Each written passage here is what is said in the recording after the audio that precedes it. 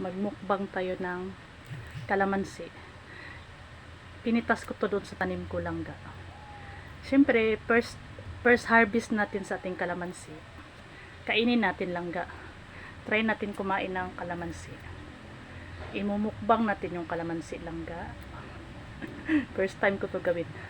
Di kasi ako mahilig sa maasim. Kaya subukan natin kung kaya natin ang asim nito langga.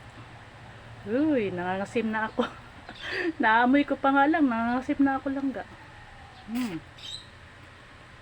Sausaw natin sa asin. Paikutin natin sa asin para medyo mababasan yung asim niya.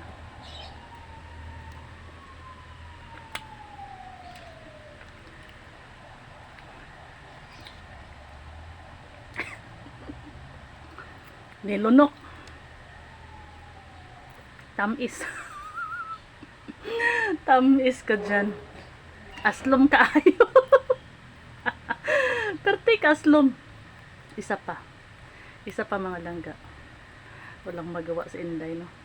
Tama to langga, kay inaantok tayo. Inaantok si Inday, di. Tama to. Hindi ko nang ginuya ko langga, pero maasim talaga. Nilunok ko na lang. Hindi ko nang ginuya. Sausaw natin ulit. Tingnan natin, di. Damihan natin ng asin. Subukan nito lang ang asim.